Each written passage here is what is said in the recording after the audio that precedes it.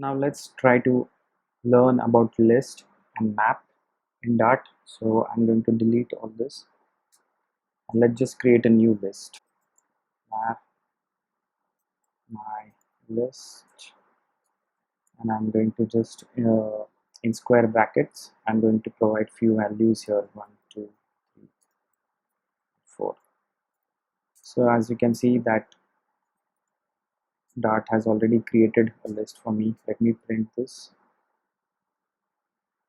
see the output. So you can see here the output, and let's print the runtime type and see what is the type of this. So you can see Dart has already cast this list into a list of int, since I have provided different type of int type, integer type of, since I have provided integer type of values in this. Cool. So once you have the list, you can perform many different uh, once you have the list, you can perform many different operations on it. So if I say list of type, you can add a few you can add a new variable in it. Let's say if I add 5, I click play. Oh, sorry, I'll remove this type for now. If I click on play, you can see that the list new item is added in the list. Cool. Cool. Let's create a new map. So I'm going to create as my map, and the way to declare it is you can just have two curly braces, and you can have a map of any type. So let's say I'm going to have something like key1, and the value for that is 1. Okay, semicolon here to end the statement. And if I click map, so let's do one thing this time. Let's also print the map and also its type. So I'm going to say map, and after some space I'm going to print the my map dot runtime, just to see that what exactly has that figured out its type to. Okay, so semicolon, and if I run this now, you can see that it has converted this var into a linked hash map, which is internal. But this is the important part, which says that it's a map of type string, and the value is the key is string and the value is integer. So it automatically understood what kind of variables I'm storing in the map, and I am uh,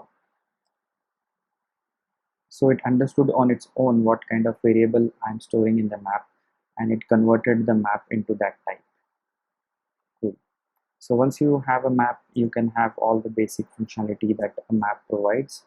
Like if you want to just get the value, a particular value for a key, you can just do this.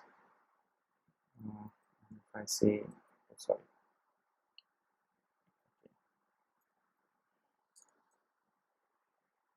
and if I say print this value for me, so what should be printed, guys? No points for guessing. It's 1. Cool.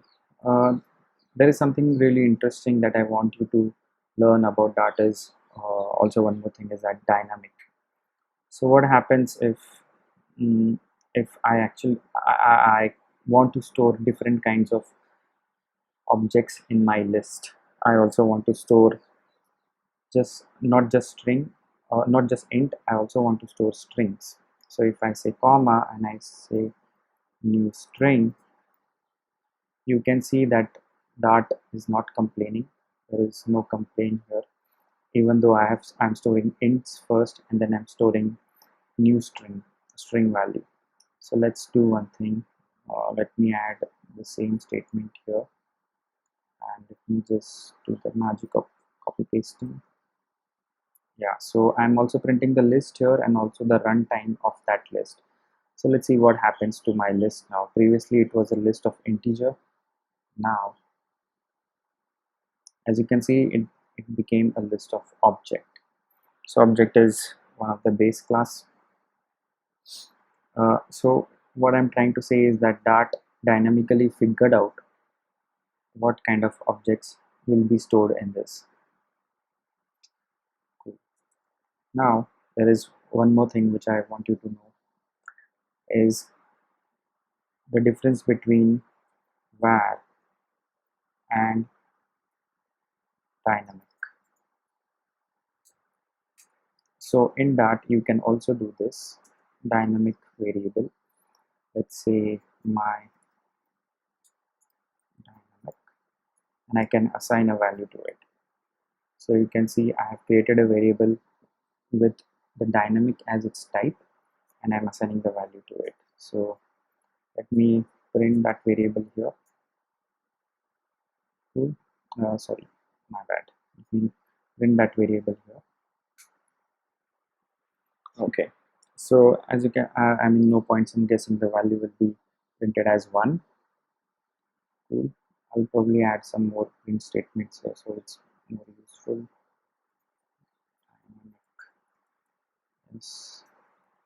This is what I'm going to print, right? So the value will be printed as 1 for dynamic. Now, so what is the use of this dynamic variable? So if I say my dynamic and now I will change this to a string, I am a string now. You can see that Dart still has no problem. So what it means is that the type of this variable or the value that will be stored in this variable is dynamic. This value can change in your program itself. So if I run this now, as you can see, the value is string now. And if we also want to add the type, let's add the type and print that. Time, copy this. As you can see, I'm an expert in copy pasting. And if I run this now, you can see that the previously the type was int and now the type is string. Cool. Thank you so much guys. Join me again for more tutorials. Thank you.